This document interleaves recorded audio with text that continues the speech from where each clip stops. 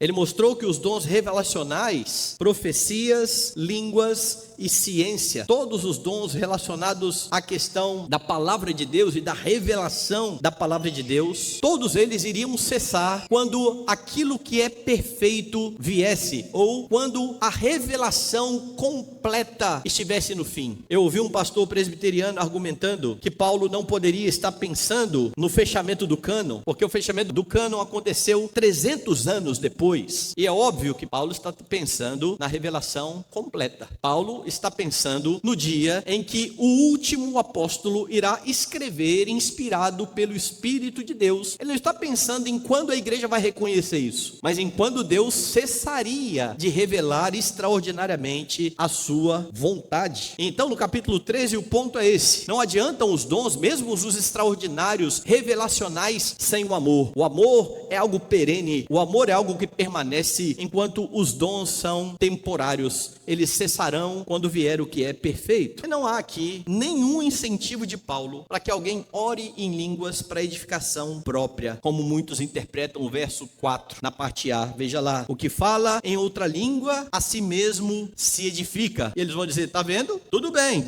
nós não usamos a língua na igreja, porque precisa haver compreensão, mas quem fala em outra língua edifica a si mesmo. Paulo está mandando, Paulo está ordenando então isso. Não é isso que Paulo está dizendo. Principalmente se você levar em conta o que Paulo já disse até aqui. Se você entender o contexto da afirmação de Paulo, você vai compreender exatamente o sentido daquilo que ele está dizendo aqui. Porque olha, Paulo disse: o amor não procura os seus próprios interesses. Capítulo inteiro falando sobre isso. No início do capítulo 14, seguir o amor, que é não procurar o seu próprio interesse, principalmente o dom de profecia, que é para o outro, mas busque edificar a você mesmo. Não tem sentido. Isso é uma contradição. Isso vai contra tudo o que Paulo está dizendo até agora. Porque se o amor não procura o seu próprio interesse, como é que alguém vai exercitar um dom para edificar somente a si mesmo, deixando de lado todo mundo na igreja? Ou nem aí se você está sendo ou não edificado. O que importa é a minha edificação. Não, Paulo está invertendo isso. Paulo não está dizendo que o que importa é você. O que importa é o corpo. O que importa é a igreja. Procurar os próprios interesses é algo movido pelo orgulho.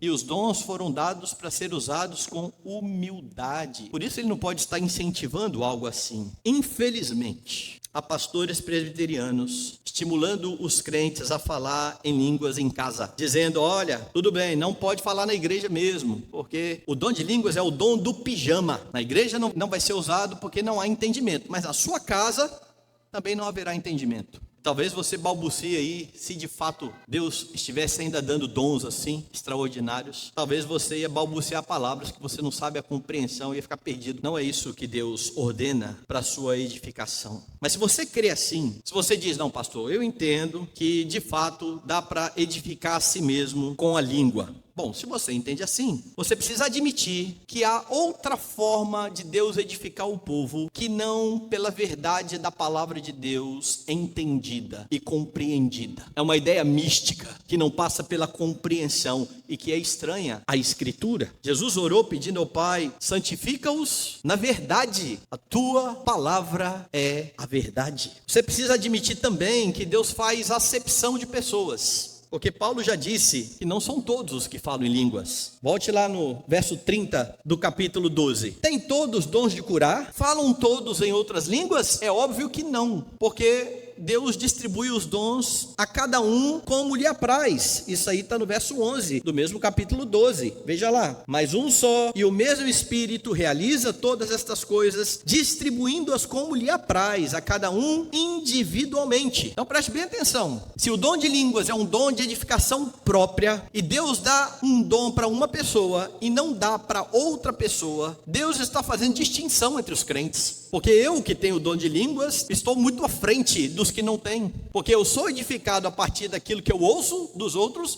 e eu sou edificado a partir daquilo que eu mesmo faço. E quem não tem? Deus está de fato fazendo acepção de pessoas. Deus tem seus filhos prediletos. Isso é uma heresia. Mas se você entende que o dom de línguas foi dado por Deus para edificação própria, por que Deus não está dando para todo mundo? Ele não quer a sua igreja crescendo perfeita à semelhança de Cristo, o varão perfeito. Além disso, quando há o estímulo para os crentes fazerem algo que não é ordenado nas Escrituras, porque Paulo não está ordenando, Paulo está fazendo um contraponto, dizendo, olha, edificar a si mesmo não é amar. Quem fala em língua edifica a si mesmo. Quem fala em língua não está preocupado com a igreja, e o amor não procura os seus próprios interesses. Quando alguém estimula os crentes a fazer isso, está induzindo ao erro. E há muitos crentes que na emoção estão aí embolando a sua língua, falando palavras inventadas, achando que são santos, ao mesmo tempo que eles não conhecem a Bíblia. Eles não têm sabedoria da Escritura. Eles vão à igreja, embolam a língua, falam. Quando você começa a conversar sobre Bíblia, não tem ideia do que você está falando. Aqui que está traduzido para você em português. Como pode isso? Isso é induzir as pessoas ao erro. Pior, as pessoas que pretensamente falam em línguas acabam se ufanando, se achando mais espirituais, ao mesmo tempo em que definham espiritualmente, porque não estão crescendo no conhecimento